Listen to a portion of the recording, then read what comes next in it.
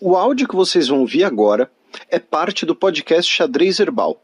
Caso vocês queiram ouvir mais sobre esse assunto e outros temas de política internacional, é só ir em xadrezverbal.com. Bueno, passemos agora para o cheque, no qual eu e o Felipe daremos uma volta pela bacia do Pacífico. Biden avisou a equipe 1 minuto antes de desistir da eleição. Bem, a principal notícia da semana, né, é a notícia do último domingo, dia 21, quando o presidente dos Estados Unidos, Joe Biden, anunciou a desistência da sua reeleição. E aí a gente começa repercutindo uma notícia do dia seguinte, tá, do dia 22, dada na BBC, que o Biden avisou a equipe dele, segundo a matéria, né, literalmente 1 minuto antes dele publicar a desistência. No dia anterior, inclusive, os seus assessores de eleição estavam elaborando a sua agenda de compromissos de campanha, comícios e tal, depois que ele retornasse aos compromissos públicos, já que ele estava isolado numa casa de praia na costa de Delaware, devido ao seu diagnóstico, né, positivo de Covid, um diagnóstico, né, que a gente já vai comentar, mas o principal é que assim, a bela costa de Delaware, né, muito famosa internacionalmente por suas praias, né, de areia branca, né, enfim, é quase um Caribe, né. Brincadeiras à parte, segundo, né, a matéria, o presidente Joe Biden mudou de ideia no domingo de manhã, tá? E, segundo a imprensa dos Estados Unidos, aí saindo dessa matéria da BBC, eu vi basicamente 2 linhas argumentativas para explicar a desistência dele. E elas não são eliminatórias. Uma delas é que ele se reuniu ali com um pequeno círculo de assessores, que incluía o Steve Ricchetti, o Mike Donilon, que era o estrategista-chefe da campanha, a sua vice-chefe de gabinete, Anne Tomazini, e o chefe de gabinete da primeira-dama, Jill Biden. E, nessa reunião, ele já estaria, digamos assim, pé da vida, já estava ali meio desgastado, meio de mau humor, devido à pressão, e aí a gente já vem repercutindo isso desde o debate, né, com Donald Trump, devido à pressão que ele estava sofrendo de doadores, de pessoas dentro do Partido Democrata, para desistir da campanha. E nessa reunião, tá, teriam falado para ele sobre pesquisas internas, pesquisas novas que estariam para sair e tal, mostrando que as chances de vitória dele contra o Donald Trump estavam, de fato, bastante enfraquecidas.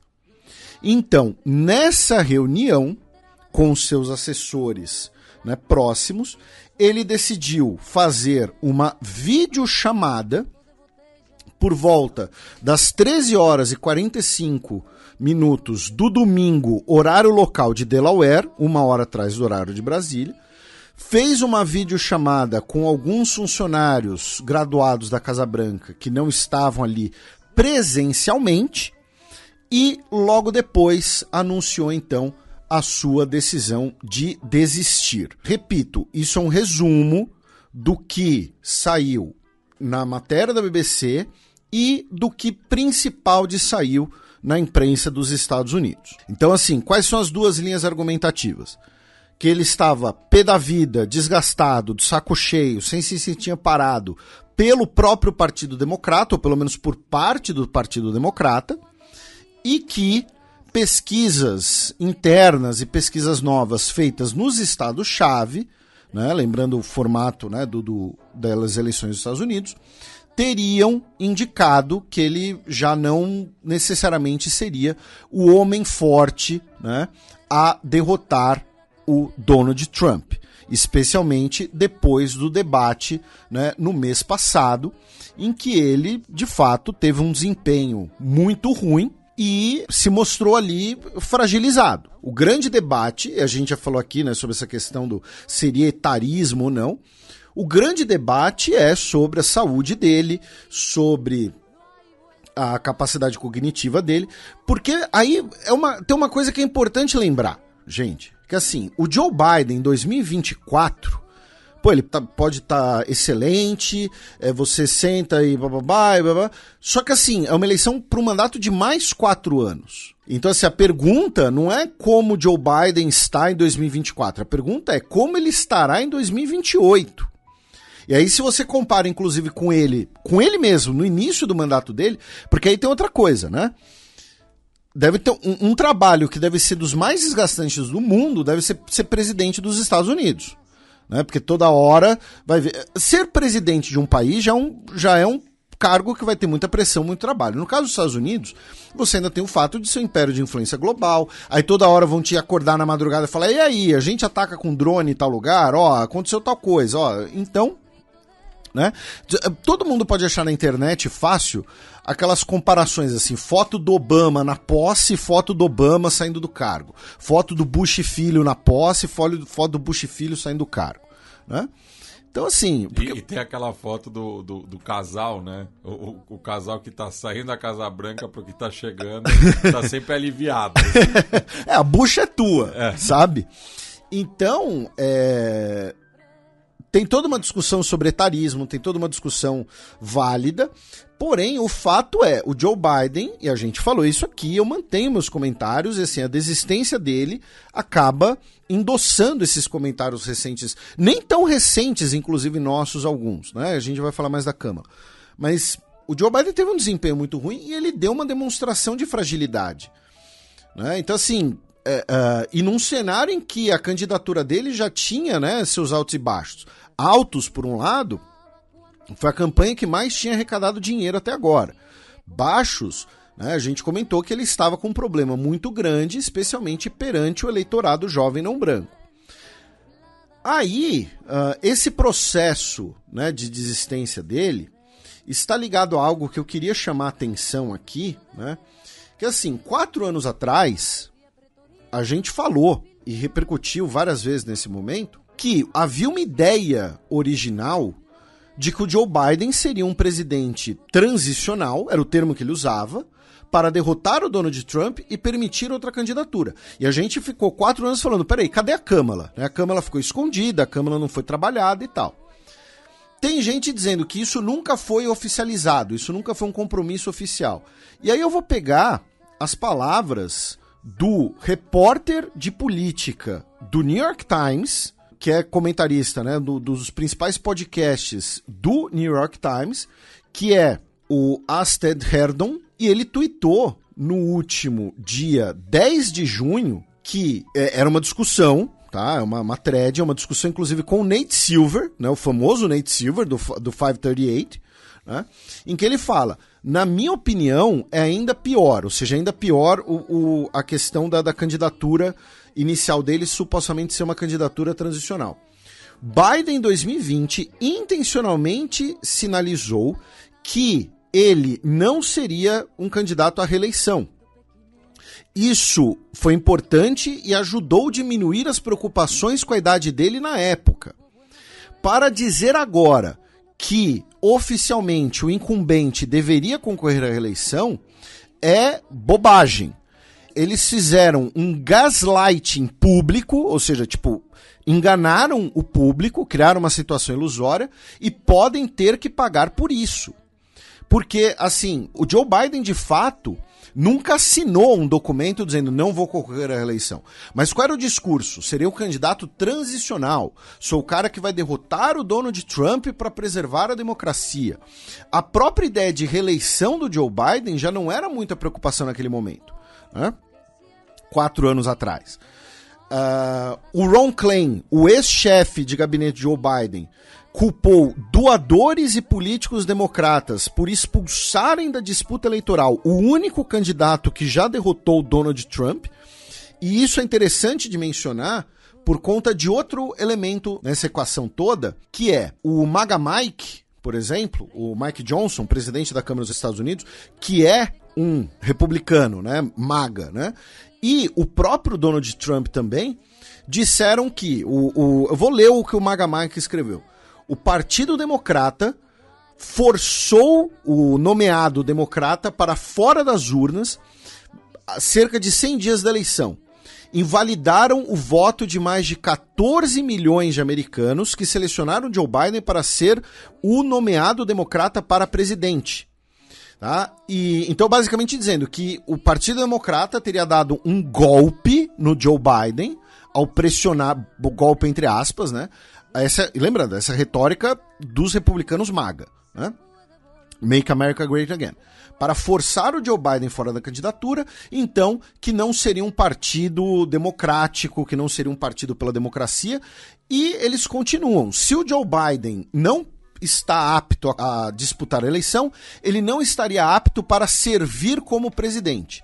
Ele deveria renunciar imediatamente. E aí, claro, é a retórica que eles vão usar, isso não vai ter um impacto concreto, você não vai ter como, sei lá, promover um impeachment dele, alguma coisa assim. Antes que alguém lembre, mas Felipe, tem emenda, né, do presidente ser declarado unfit for office. Quem tem que declarar o presidente unfit for office pela emenda constitucional, 25ª, se não me engano, é ou o gabinete dele ou o General Surgeon. Tá? Não é o Congresso que pode declarar o presidente unfit. Né? Só que essa retórica republicana já inclusive foi repercutida aqui no Brasil, né? Inclusive por alguns comentaristas políticos, né? Que o Joe Biden teria sofrido uma espécie de golpe. Não. O que aconteceu foi que teve o primeiro debate, bateu o desespero e falaram, Joe, já deu. Foi basicamente isso. E aí, por que então a Kamala Harris? Aí alguém pode falar, pô, mas Felipe, não deveria ter tido primárias para selecionar a Kamala Harris? A grande questão, e aí aqui eu vou referenciar, né, talvez a pessoa que mais tem compartilhado materiais sobre isso, comentado sobre isso, é o nosso amigo Gustavo Rebelo do Podnext, é que a campanha do Biden era a campanha que mais arrecadou dinheiro na história do país. Só que o dinheiro vai para a campanha, ele não vai para o partido. Então, provavelmente, o único jeito de manter essa grana e manter a campanha funcionando é se a outra pessoa da chapa, no caso a Kamala Harris, fosse transformada na cabeça de chapa. Tanto que a mesma campanha pediu na documentação para mudança de nome. Não teve uma grande alteração.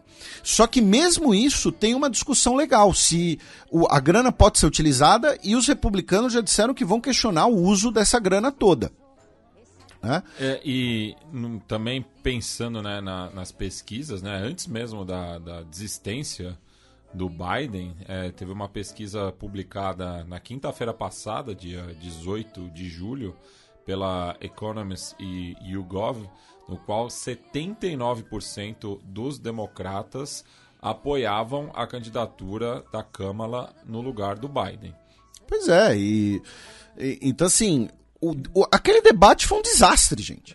Não é um golpe, porque assim, não é que o Biden estava na ponta dos cascos e a Hillary Clinton decidiu por birra, por ego, né? Você tem os diversos grupos dentro do Partido Democrata, claro, né? Então você tem o grupo do Obama, você tem o grupo Clinton, você tem o grupo da Califórnia, né, qual a Kamala Harris faz parte, mas aquele debate foi um desastre. E ligou alertas em todo mundo, inclusive dos doadores de campanha. E aí, ao mesmo tempo, a Kamala Harris, né, agora a campanha dela, né, está batendo no tambor de que ela arrecadou 81 milhões de dólares nas primeiras 24 horas, né, de campanha, que é um feito inédito. E o detalhe é que, segundo a campanha da Kamala, 60% dos doadores estão doando pela primeira vez. Ou seja, são pessoas que não doaram para o Joe Biden, mas estão doando para a Kamala Harris. Tá? Mas ainda tem essa discussão legal, né, judicial, que o Gustavo trouxe, que ninguém sabe direito se pode usar. No fim das contas, muito provavelmente vai poder. Né? Muito provavelmente, mas ainda vai criar ali um pequeno clima de incerteza, um pequeno clima de judicialização, né, da campanha.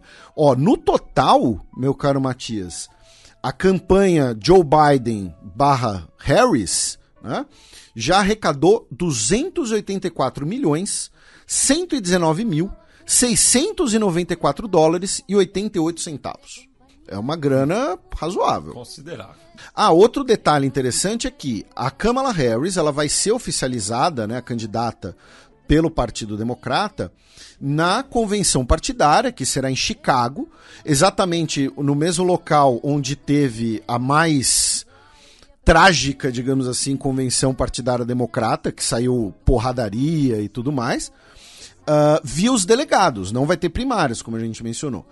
E ela já teve o apoio, ao menos informal, do número suficiente de delegados para ser oficializada a candidata. E quase todas as principais lideranças democratas já oficializaram, já tornaram públicos o seu apoio a ela. Falando de história, meu caro Matias, o Joe Biden se torna, então, o primeiro presidente dos Estados Unidos a servir apenas um mandato desde o século XIX. Porque o que aconteceu? Aí tem, no século XX, né, nós tivemos 3 pessoas que desistiram da reeleição. Né? O Lyndon Johnson, que estava com a saúde bastante debilitada e desistiu da reeleição, mas ele teve mais de um mandato porque ele era o vice do JFK. Ele famosamente assume a presidência no Força Aérea 1, já que quando o JFK é assassinado, não se sabia, né? Poxa, foram os soviéticos, vai ser uma guerra, tal. Então botam o vice-presidente no Força Aérea 1 e ele assume no ar. O Harry Truman, ele também desistiu da reeleição, mas ele assumiu depois da morte do FDR. E o Calvin Coolidge também desistiu da reeleição, mas ele assume depois da morte, quando ele era vice, depois da morte do Warren Harding. O Calvin Coolidge, ele que é o último presidente ali antes da crise de 29, inclusive. Tem um debate muito grande sobre a responsabilidade dele na crise de 29, né? Que ele deixou a bomba para alguém desarmar, né? No século XIX, por sua vez, nós tivemos 3 candidatos que não disputaram a reeleição, porque fizeram, inclusive, promessas prévias que não disputariam a reeleição. O James Polk, né, que é o presidente durante a guerra com o México, em 1848. O James Buchanan, que é o que entrega a bucha para o Lincoln, véspera da Guerra Civil, que é considerado um dos piores presidentes da história dos Estados Unidos. E o Rutherford Hayes, que é um daqueles que pouca gente lembra, que é o presidente do pós-período da reconstrução, pós-ocupação do Sul, e que um dos motivos que leva ele a ser um pouco esquecido é porque ele era um grande abolicionista, né? Ele era a favor, inclusive, salvo engano, do voto dos negros. Então depois, meio que querem esquecer, não, esse cara é progressista demais, né? Vamos fingir que esse cara não existiu. Então Joe Biden vai se tornar o primeiro presidente desde o século XIX na história dos Estados Unidos que vai ter governado por apenas um mandato. E aí, depois do anúncio, e por que eu disse que a gente ia falar da Covid depois, né? Porque assim, teve até um pessoal brigando, né? Ficou incomodado comigo no Twitter. Veja, eu não estou negando a existência da doença Covid, que ela é uma doença séria e que está ocorrendo um surto de Covid nesse momento nos Estados Unidos e está rolando infecções de Covid confirmadas, diagnósticos confirmados, na Vila Olímpica. A gente está gravando esse programa na quinta-noite ainda, nem teve abertura oficial e já tem Covid nas Olimpíadas. Então, assim, eu não estou questionando a doença, eu estou questionando uma campanha eleitoral. Uma campanha política. E eu acho que todo mundo vai concordar com a frase de uma campanha eleitoral pode estar mentindo. Pensem nessa frase aqui. Eu estou questionando uma campanha eleitoral. O anúncio da desistência ter vindo enquanto Joe Biden estava isolado foi bastante conveniente, né? E ao meu ver, naquele momento foi um pouco enfraquecido. Porque talvez tivesse faltado ele, usando o jargão bem brasileiro, né, vir dar a cara a tapa. Coisa que ele fez durante a semana, nessa quarta-feira, dia 24, também conhecido como ontem, né? Ele fez um pronunciamento televisionado no Salão Oval, tá? Ou seja, é a mais alta pompa que um discurso presidencial televisionado pode ter nos Estados Unidos. E ele disse, né, que a principal frase, né, foi: eu reverencio esse cargo, mas amo ainda mais o meu país. Foi a honra da minha vida servir como seu presidente. Mas na defesa da democracia, que é o que está em jogo, ela é mais importante do que qualquer cargo. Tá? Basicamente dizendo, olha só, eu estou, né, abrindo mão da reeleição, ou seja, estou abrindo mão do cargo, potencialmente do cargo, pela defesa da democracia. Né? Ele, obviamente, endossou a Kamala Harris, tá? Disse que ela é experiente, ela é forte, ela é capaz, ela foi uma parceira incrível. E aí ele mostrou também o que a gente estava falando, que é, pelo Joe Biden, se dependesse do Joe Biden, a vontade do Joe Biden era de concorrer. E ele deixa isso claro no discurso. Ele fala assim: acredito que meu desempenho como presidente, minha liderança mundial, minha visão para o futuro da América, tudo isso mereceria um segundo mandato. Mas nada pode atrapalhar salvar a nossa democracia, e isso inclui ambições pessoais. Tá? Ele usou a expressão pass the torch, que a gente sempre cita aqui, que o americano adora essa expressão, pass the torch. Né? E ele disse que a história está nas mãos dos jovens. Para quem quiser, o discurso está obviamente no YouTube, ou para quem quiser ler, tem a transcrição no site da Casa Branca, tá? Para quem quiser ler preferir ler do que assistir, tá?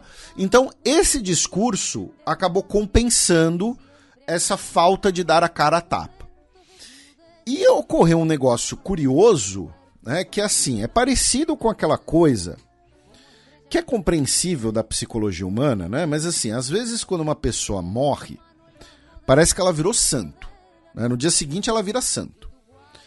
O Joe Biden anunciou que não ia mais concorrer, virou o maior presidente dos Estados Unidos. Deixou de lado as ambições pessoais, né? Aí o New York Times falou que Biden fez o que o Donald Trump nunca fará, né? E tudo mais. Novamente a retórica anti-Trump, né? Que foi o que elegeu ele. Isso, então assim, no fundo, talvez esse movimento tenha até ajudado no legado, na imagem posterior do Joe Biden, do que uma derrota eleitoral, né? Ele soube a hora de sair. Isso, exatamente, né? No LinkedIn vai estar o que o exemplo de Joe Biden pode ajudar na sua carreira. Pois é, ao contrário do Romário, ele soube a hora de parar. Um exemplo famoso de cara que foi... Tava aí, ó. Quase foi pro banco 2 vezes pelo América nessa Série B. E interessante que no discurso o Joe Biden disse que ele é o primeiro presidente nesse século que pode dizer que sai do cargo sem nenhuma guerra. Mais ou menos, né, Joe? Porque, tipo, teve uns ataques no Iêmen, né? Tem um porta-aviões ali na costa do Mediterrâneo por causa de Israel, né? Então, assim, óbvio, não se compara ao Bush filho, mas, né? Também não vamos exagerar, vai.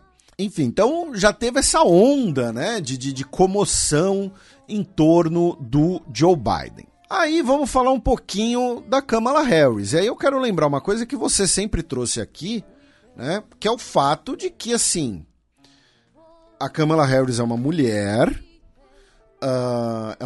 não branca, descendente de um homem negro com uma mulher indiana, né? Então, assim... Ambos imigrantes. Ambos imigrantes, então tem esse aspecto demográfico, né, representativo da candidatura dela, porém, ao mesmo tempo, ela sofre uma certa rejeição de diversos setores mais progressistas e diversos, inclusive do eleitorado jovem não branco, pelo tempo que ela era procuradora-geral da Califórnia. Principalmente os abolicionistas penais. Isso, então assim, uma coisa que eu mencionei na coluna na Gazeta anos atrás e mencionei na coluna no Estadão essa semana, porque essa semana eu escrevi 2 colunas no Estadão por causa do Joe Biden. A Kamala Harris, quando ela foi candidata à reeleição na campanha dela como procuradora-geral, ela recebeu doações de Donald Trump e da filha dele. Tá? Então, assim, ela usava e usa o discurso do lei e ordem, ela dificultou o acesso à liberdade condicional, ela buscou mais condenações, tem lá o papo de que teria metas de condenações e tudo mais. E esse discurso é muito curioso porque Isso já estava na campanha dela em 2020, na pré-campanha dela em 2020, quando ela estava disputando as primárias democratas, né, que contra o Donald Trump ela seria a candidata da lei da ordem, que como procuradora ela prendeu predadores sexuais e que o Donald Trump era um predador sexual. E aí eu escrevi isso no Estadão no domingo, na segunda-feira já saiu um vídeo dela nessa retórica, do lei e ordem. Então... é interessante. Então, assim, obviamente que a Kamala Harris, ela não vai ser vista, seja nos Estados Unidos ou fora dos Estados Unidos, como uma potencial ameaça à democracia como o Donald Trump. Mas, assim, ela também não é um ícone da esquerda revolucionária. Assim. A principal pauta progressista dela é o aborto de gestação. Esse sim.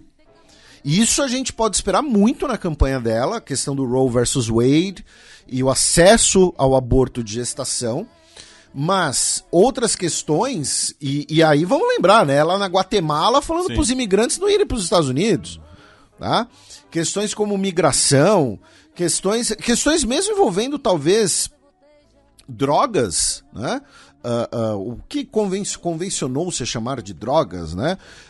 Maconha, enfim, opiáceos nos Estados Unidos, não sei exatamente se ela vai ser uma figura, digamos assim, progressista nessas pautas. De curiosidade, né, recomendo a matéria da BBC britânica, que foi publicada em português também, em que uma repórter da BBC foi visitar o vilarejo de Tulasenharpuram, onde nasceu a mãe dela, né? Nasceram os avós dela, desculpem.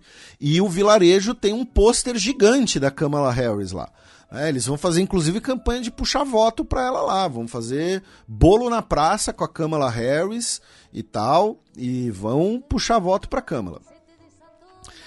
Então, assim, ela provavelmente vai ter essa campanha no sentido de ela ser uma agente da lei, né, contra um criminoso, lembrando que o Donald Trump foi condenado criminalmente, de fato, e a grande questão agora é o seu provável vice-presidente. Por que eu uso no masculino? Porque muito provavelmente será um homem. Muito provavelmente será branco. Exatamente, de algum estado do swing.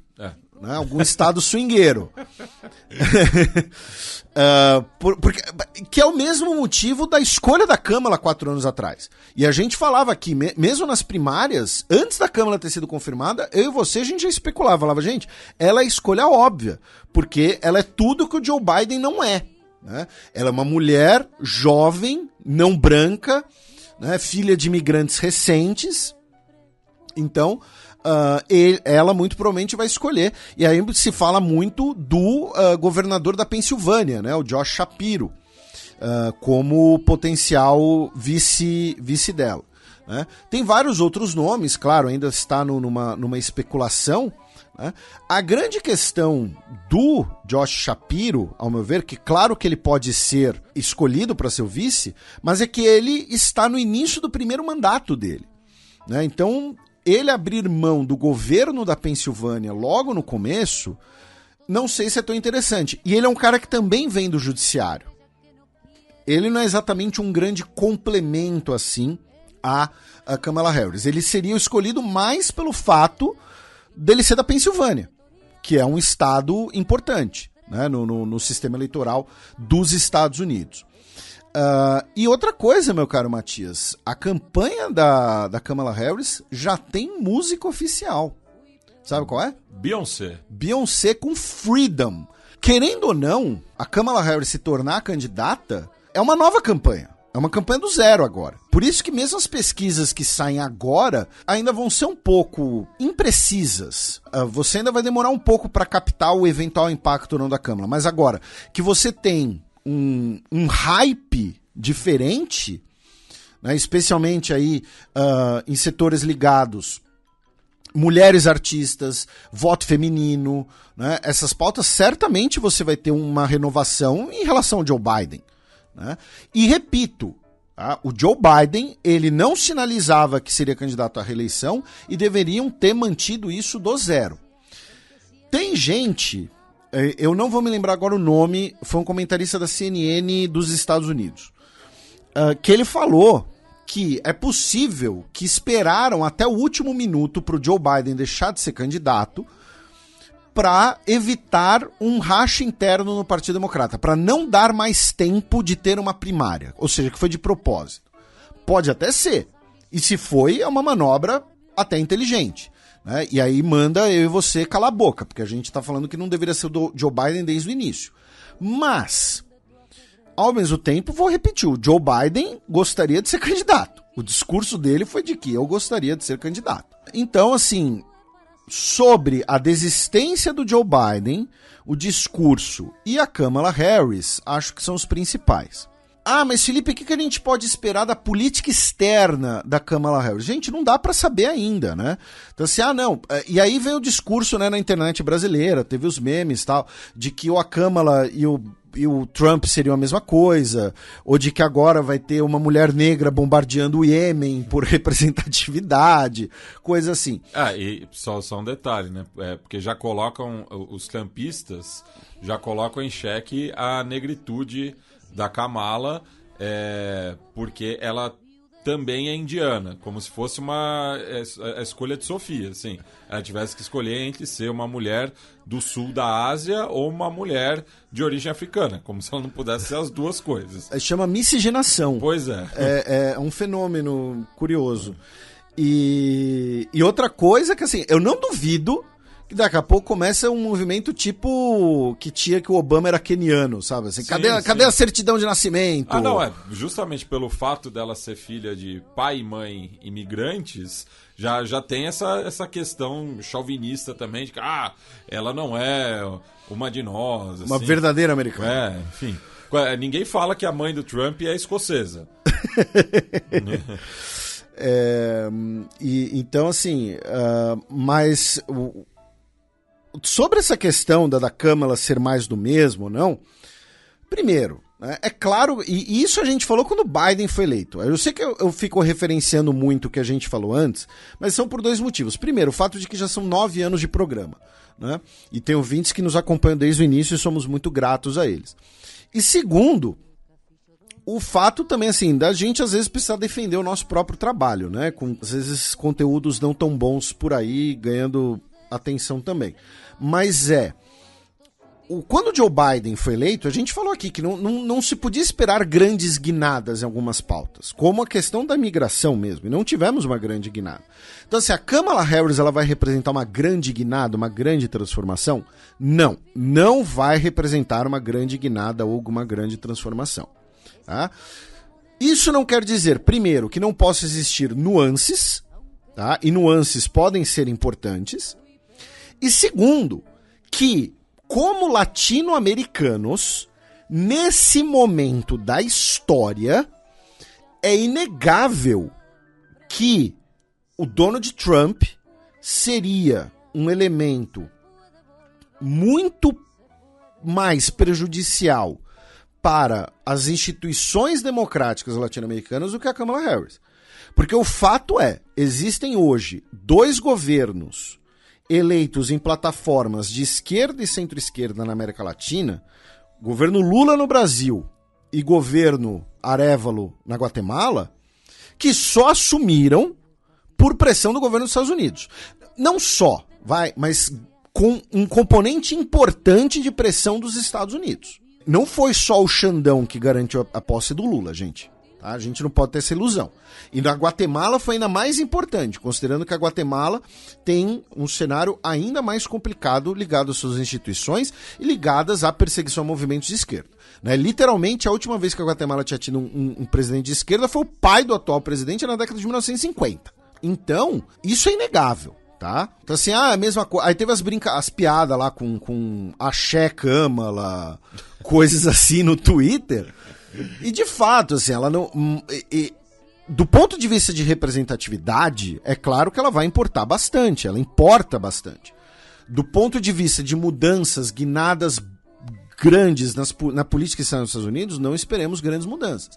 Só que, como eu disse, isso não quer dizer que não vai ter nuances. A gente tem que ver, por exemplo, quem seriam os seus potenciais conselheiros de segurança nacional. Quando o Jake Sullivan foi nomeado conselheiro de segurança nacional do Joe Biden, eu falei aqui no programa, falei na coluna no jornal, falei em todo canto, ele é um falcão. Ele não vai ter grandes mudanças. Se dependesse do Jake Sullivan, o Biden que freia o Jake Sullivan hoje em dia, inclusive. Tá? Então, acho que sobre a Câmara a gente passou nos principais. Agora vamos passar sobre o Donald Trump, começando pelas gafes, digamos assim, né, que ele cometeu na última convenção republicana, né, meu caro Matias? Porque assim, no plural. O discurso dele durou várias horas, acho que ninguém assistiu até o fim. Eu só foquei na participação assim simbólica que sintetiza o momento político dos Estados Unidos, que foi a participação de Hulk Hogan na convenção republicana. Eu acho que uma das principais, né, é que o evento foi realizado em Wisconsin. O Trump, em determinado momento do discurso, disse que o governador Scott Walker estava fazendo um ótimo trabalho. Falou no presente. Uhum. Só que o Scott está fora do cargo desde 2019, perdendo a eleição no ano anterior para o democrata Tony Evers. Pois é, 5 anos. 5 anos, assim, ele estava no cargo na época. Ele era o presidente dos Estados Unidos na época que o seu correligionário perdeu a eleição, né? Essa gafe passou batida em muitos veículos brasileiros, né? Enfim. Bem, e já em relação ao posicionamento do Trump, né, em relação à desistência do Biden, ele também declarou, né, que se o Biden não estava apto para concorrer à presidência, nunca esteve apto para servir como presidente dos Estados Unidos, né, acusando, né, o atual presidente de ter se eleito através de mentiras, fake news e sem sair do seu porão. Quando ele. Né, é o termo que o Trump usa para os momentos que o Biden não fazia grandes aparições públicas e tal. E o bafafá na imprensa dos Estados Unidos é de que o Trump estaria cogitando agora trocar o seu vice, né, o J.D. Vance, por vários motivos. O primeiro deles é que, e isso a gente já tinha falado aqui, né, o J.D. Vance ele não agrega nada do ponto de vista demográfico. Ele seria um cara fiel ao Trump. Só que tem outra coisa, que é o J.D. Vance é senador por Ohio. Se ele virar o vice-presidente, abre uma eleição pro assento dele em Ohio. E segundo as pesquisas internas do Partido Republicano, hoje os republicanos perderiam essa cadeira no Senado. Lembrando novamente que Ohio é um swing state. Exatamente. Não tem uma coloração definida. É um estado swingueiro. Estado swingueiro é muito legal. Podemos adotar a partir de agora. Um estado swingueiro, um estado que faz swing. Isso não é um julgamento, tá, gente? Sim, cada um. Cada um. Enquanto forem maiores de idade, tá tudo liberado. Com consentimento. Com consentimento, maiores de idade com consentimento, claro. E donos de suas capacidades mentais, importante também. E o J.D. Vance também, agora ele também se tornou vitrine, né, por conta aí de um artigo sobre as relações dele, né, com algumas pessoas ali do Vale do Silício, né, como o Curtis Yarvin e o Peter Thiel, né, que teriam ali ideias bastante distópicas, né, de como deveria ser uma sociedade, enfim, de automação completa e tal. O Peter Thiel que ajudou o Facebook a se tornar o que é hoje, né? Isso, então ele também se tornou uma vitrine muito grande, o que está, obviamente, desagradando um pouco o Donald Trump. E ainda ligado ao Donald Trump e o atentado, né, que ele sofreu, a diretora do Serviço Secreto, a Kimberly Chitler, né, agora ex-diretora, ela renunciou nesse dia 23 de julho devido ao que ela mesma classificou como maior falha de segurança das últimas décadas do Serviço Secreto dos Estados Unidos, né? Então ela vai estar aí no LinkedIn mandando currículo, vai escrever um textão. O que o atentado contra o Trump me ensinou sobre resiliência. Né? E só repercutindo uma notícia da semana passada que a gente acabou deixando passar batido é que no seio da campanha do Donald Trump, né, incluindo ex-presidenciáveis como Nikki Haley, o Ron DeSantis, Ted Cruz, enfim, já está, né, se tecendo, em caso de vitória, a maior operação de deportação da história americana, né? Então é algo bastante preocupante, né? E assim, claro, os democratas não mudaram quase nada em relação à política imigratória dos Estados Unidos. Por exemplo, não teve uma unidade de muro derrubada nos últimos 4 anos. Mas aqui, o que o Trump está prometendo, né, em caso de eleição, é aumentar ainda mais, né, a perseguição aos imigrantes irregulares. E é o tal do projeto 2025, né? Que, claro, se o Trump eventualmente vencer a eleição, a gente vai debruçar um pouquinho mais aqui. E aí, meu caro Matias, ontem e hoje, né, temos a visita do Benjamin Netanyahu, primeiro-ministro de Israel, aos Estados Unidos. A visita dele foi acompanhada de diversos protestos, inclusive um protesto em que 400 judeus dos Estados Unidos, né, entraram no Congresso e pediram, né, para que os congressistas parem de enviar armamentos para Israel, que vidas palestinas importam, e acusando o Netanyahu e o seu governo de genocídio. O movimento é o Jewish Voice for Peace. Também tivemos outros protestos do lado de fora do Capitólio, incluindo uma queima de uma bandeira dos Estados Unidos, muitas bandeiras palestinas, muitas camisetas e adesivos e coisas com a melancia, né, que é um símbolo usado no lugar da bandeira palestina, devido à proibição da bandeira palestina em alguns contextos em Israel. Porque o fruto tem as mesmas cores da bandeira, né? Verde, branco, vermelho e preto. E é um triângulo vermelho, né, digamos assim, sim, uma fatia, e o triângulo vermelho está na bandeira palestina. Né? E o Netanyahu discursou numa sessão conjunta do Congresso, e aí começa pelo detalhe, né, que não é bem um detalhe só. Quem é a pessoa que preside o Congresso dos Estados Unidos? A mesma pessoa que ocupa a vice-presidência. Então, a presidente do Congresso dos Estados Unidos é a Kamala Harris. Mas ela não presidiu a sessão. Ela não... Então, assim, você tem a foto do Netanyahu no púlpito, atrás dele estão o MAGA Mike, né, que é o presidente da Câmara, republicano, e o whip democrata no Senado. Né? O whip vem literalmente de chicote, que é o que coordena os votos das pessoas do mesmo partido. E vem do chicote, né, porque é a ideia do você obrigar a pessoa a votar com você. Né? No caso, o Ben Cardin, né, que ele é eleito pelo estado de Maryland, que é um daqueles estados que durante a Guerra Civil era um estado escravista, mas que ficou do lado da União. Então, parece um detalhe, mas não é. É assim, é a Câmara já em modo campanha.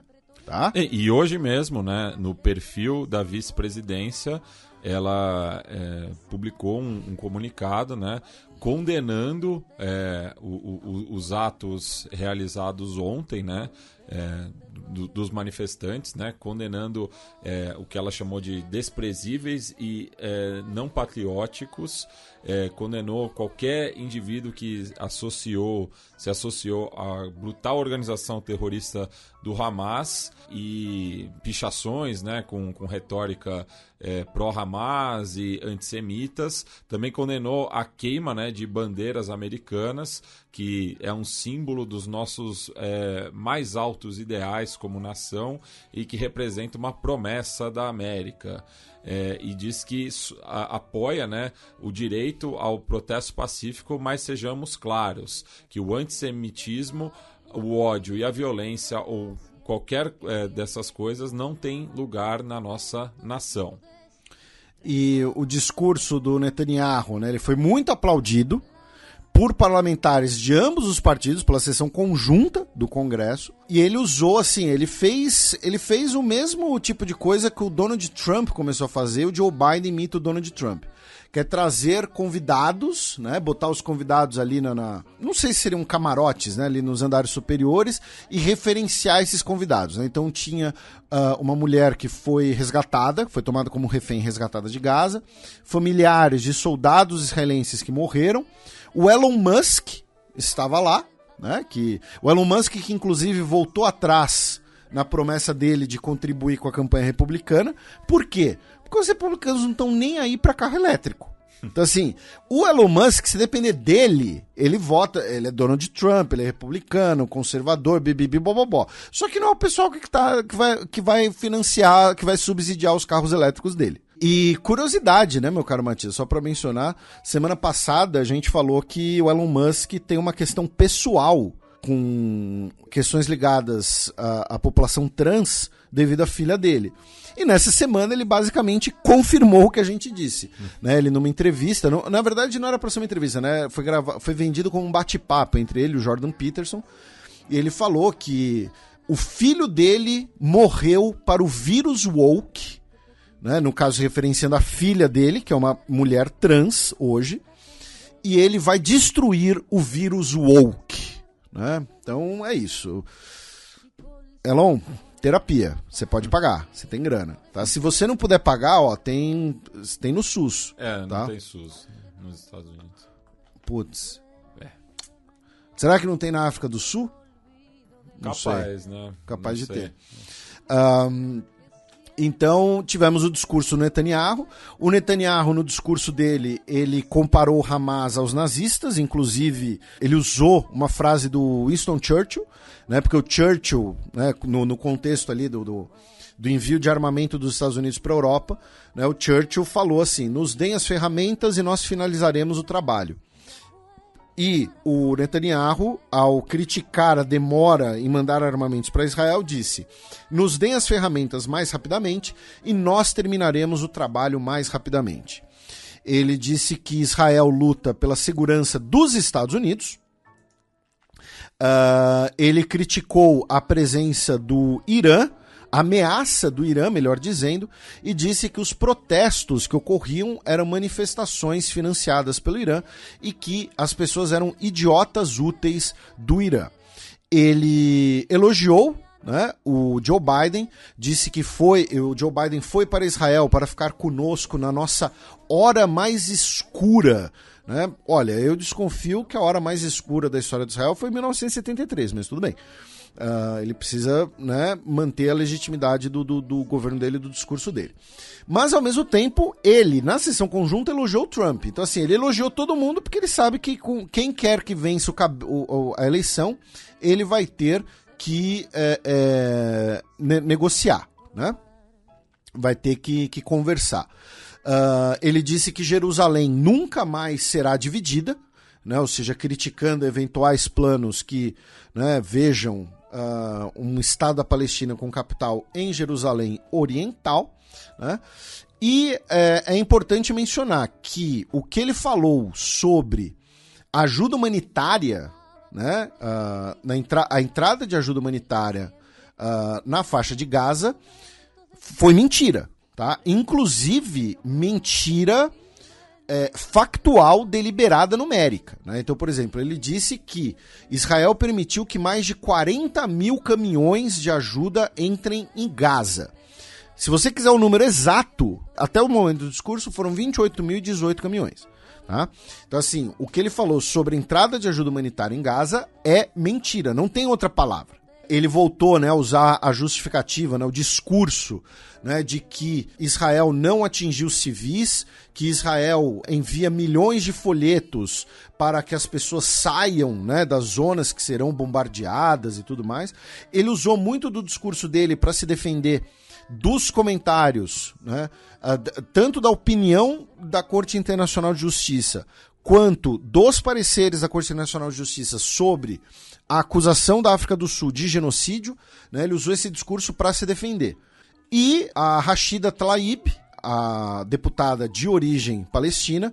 Enquanto o Netanyahu discursava, ela segurava um sinal que de um lado dizia criminoso de guerra, do outro lado dizia guilty of genocide, né, culpado de genocídio. E depois o Netanyahu foi recebido pelo Joe Biden na Casa Branca.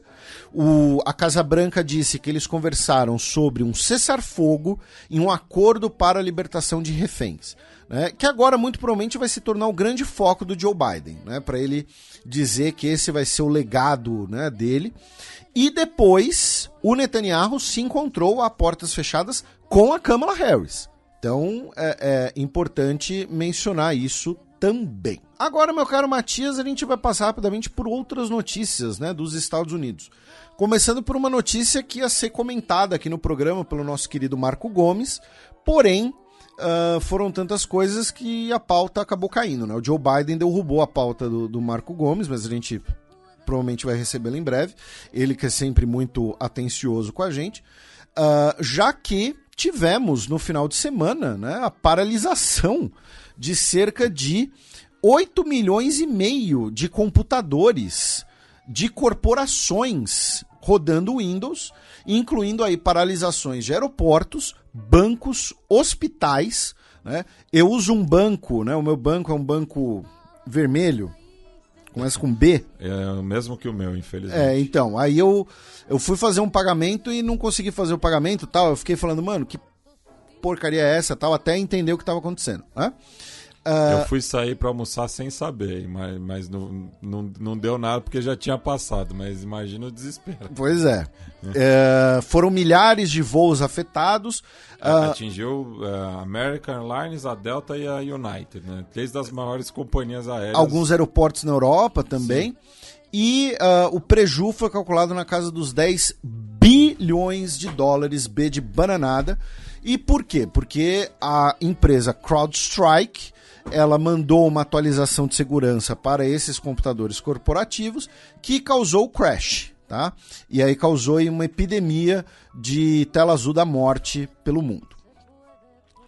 Na Califórnia, o governador Gavin Newsom, né, que rapidamente, né, pôde ser presidenciável, é um potencial presidenciável no futuro, ele ordenou às agências do Estado para remover todos os acampamentos de pessoas sem teto na Califórnia, tá? Já que a Suprema Corte afirmou que eles são ilegais, que esses acampamentos em espaços públicos são ilegais.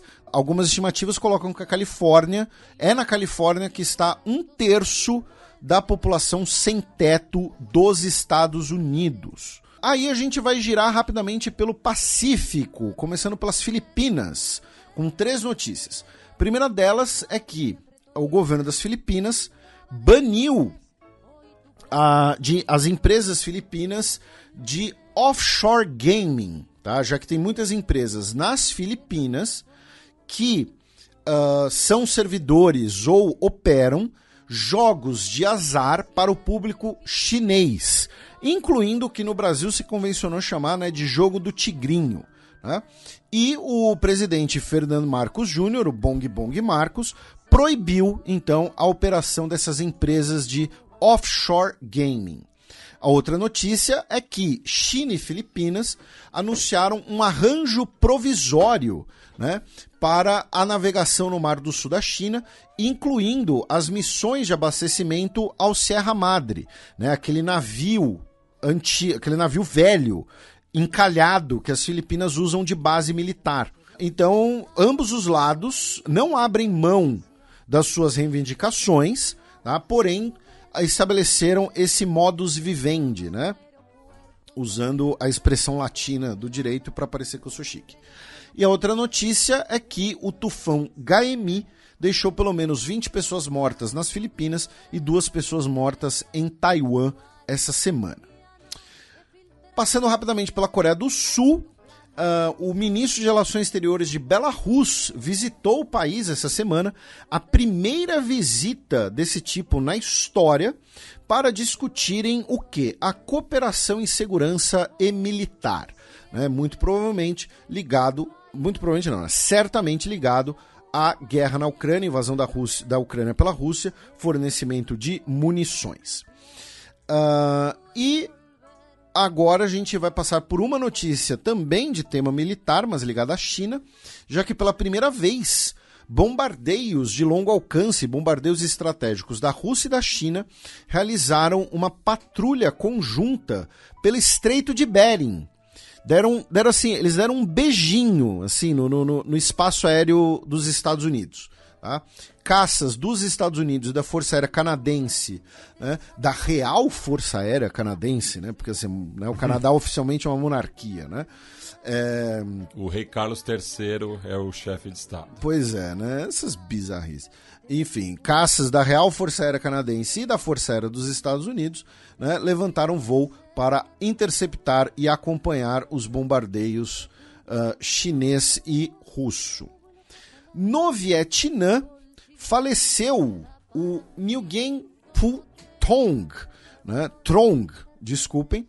Ele faleceu essa semana, aos 80 anos de idade. Ele que era o secretário-geral do Partido Comunista do Vietnã desde 2011, foi presidente do Vietnã também. Ele era, na prática, a principal autoridade no Vietnã, um teórico comunista, inclusive uma autoridade intelectual, e que, durante a guerra, né, do Vietnã, ele era um dos principais líderes da agência de política e propaganda do Partido Comunista Vietnamita. Em Papua Nova Guiné, cerca de 26 pessoas foram mortas em um ataque triplo a vilas, tá, no país. As autoridades não falaram sobre os motivos, né, do ataque. Tá? Se foi uma questão de puro banditismo, se há uma questão terrorista política, né? Enfim, se tem ligado aos movimentos papuásios no lado indonésio da fronteira, porém se especula que teria ligação com violência tribal no país. Já na Nova Zelândia, meu caro Matias, a Comissão Real de Inquérito sobre o abuso durante os cuidados, que foi estabelecido em 2018, publicou o seu relatório essa semana, dia 24 de julho, afirmando que 200 mil pessoas que estavam sob custódia ou cuidados de instituições do Estado ou religiosas entre 1950 e 2019 sofreram abusos físicos, sexuais ou psicológicos, incluindo até mesmo tráfico de pessoas. Então, uso de eletrochoques contra órfãos e, pior ainda, o documento diz que pessoas nativas da região, como os Maori, foram proporcionalmente maiores vítimas desse tipo de violência. Tá? Então a gente pode esperar ainda uma repercussão nos próximos anos disso, que nem no Canadá, né, envolvendo indenizações, pedidos de desculpas pelo Estado. E finalmente, meu caro Matias, uma notícia que não tinha onde pôr, então pus no cheque, porque é uma notícia que envolve todo mundo. Essa semana tivemos o dia mais quente da história. Tá? Segundo o Instituto Copérnico da União Europeia, o último dia 21 de julho teve como média mundial 17,09 graus Celsius. Tá? Ah, mas Felipe, 17 graus não é quente. Essa é a média mundial, gente. Tá? Então assim, você pega a temperatura que estava lá, sei lá, o local mais frio do mundo, o local mais quente do mundo, a média deu 17, tá? Esse é o dia mais quente da história. É simples assim. Vamos todos morrer.